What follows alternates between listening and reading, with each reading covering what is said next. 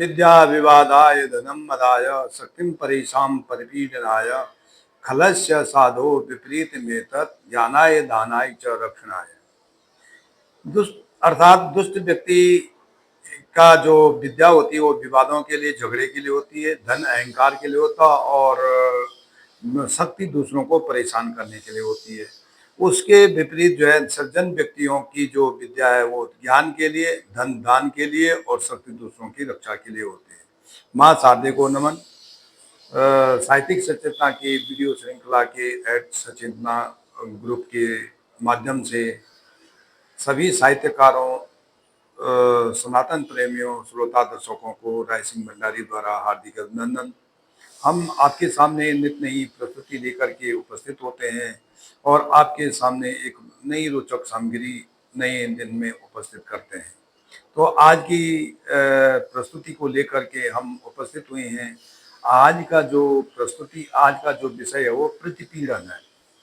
तो विषय को शुरू करने से पहले हम इस सूक्ति पे ही निर्भर डालते हैं कि जो व्यक्ति सकारात्मक आचरण और व्यवहार करता है वह सज्जन बन जाता है, और जिस व्यक्ति के अंदर नकारात्मक गुण आ जाते हैं वह दुर्व्यवहार, उसके अंदर आचरण में दोष और व्यवहार में अपराध आ जाते हैं, जिसके कारण कि एक ही चीज़ों को वो सज्जन लोग जैसे विद्या विद्या दान के लिए देते हैं, विद्या ज्ञान के लिए देते हैं, तो वो विवाद के लिए, झगड़े के लिए देते हैं।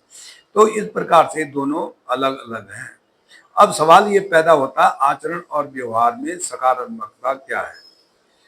पांच तत्व से बनी यह देह आकाश वायु अग्नि जल और पृथ्वी के सम्मिश्रण से पंचभूत देह यह बनी हुई है। इसमें अगर सही मात्रा में सब कुछ संतुलन है तो व्यक्ति में सकारात्मक आ जाती है, उसमें सात्विक गुण आ जाते हैं, वह देवता स्वरूप बन जाता है। लेकिन अगर इन्हीं तत्वों में से कोई असंतुलित हो जाता है तो उसके देह पर, हमारे आचरण और व्यवहार पर अलग अलग प्रभाव पड़ने लगता है। अर्थात उसके जब अगर एक सही में आचरण में चले तो अगर शुद्ध आचरण है तो छोटों के साथ इसलिए अपने अपने अपने आयु के साथ सहयोग, अपने वरिष्ठों के साथ सम्मान और अपने श्रेष्ठों के साथ वो समर्पण करेगा। लेकिन अगर यही उसका आचरण नकारात्मक में जाता है और किसी भी तत्व की कमी हो जाती है तो उसके अंदर पंच दोष उत्पन्न हो जाते हैं और उसके व्यवहार में भी परिवर्तन आकर नकारात्मक आ जाती है और उसमें पंच अपराध, उसके व्यवहार में पंच अपराध पनपने लगते हैं।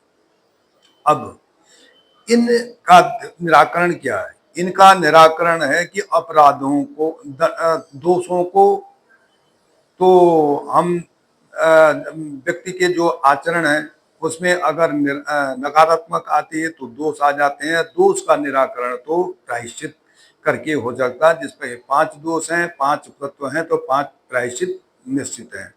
उसी प्रकार से अगर व्यक्ति के अंदर उसके व्यवहार में अगर कमी किसी तत्व के कारण असंतुलित होने के कारण व्यवहार में नकारात्मक आती है तो उसमें पंच अपराध होते हैं और पंच अपराधों का निराकरण समाधान उसके दंड स्वरूप है, यानी उसको दंड दिया जाना चाहिए।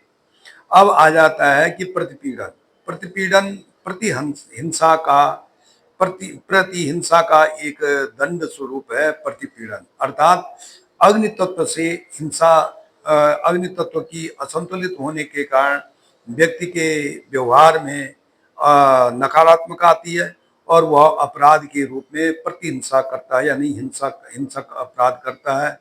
और वह हिंसक का शारीरिक भी हो सकता, मानसिक भी हो सकता और भावनात्मक भी हो सकता है। यानी किसी को गाली दे करके, किसी को पैर मार करके, किसी की हत्या करके, किसी को कुछ भी चोट पहुंचा करके उसकी जो हिंसात्मक जो भाव होते हैं उसको निदान पाने के लिए प्रतिपीड़न होता है। प्रतिपीड़न का स्वरूप, जब कोई व्यक्ति किसी दूसरे परिवार, समाज की हिंसा करने के पीड़ा पहुंचाता है, तो उस व्यक्ति के लिए नीति नियम और जो निर्णय है उसके आधार पर संविधान बनाए गए हैं, और उसका जो निराकरण है वो दंड है। और दंड यही प्रतिपीड़ा है कि जैसे अन्य देशों में, भारत को छोड़ करके अन्य देशों में, अगर किसी व्यक्ति को कोई अपराध करता है, हिंसा करता है, तो उसी व्यक्ति को पूरे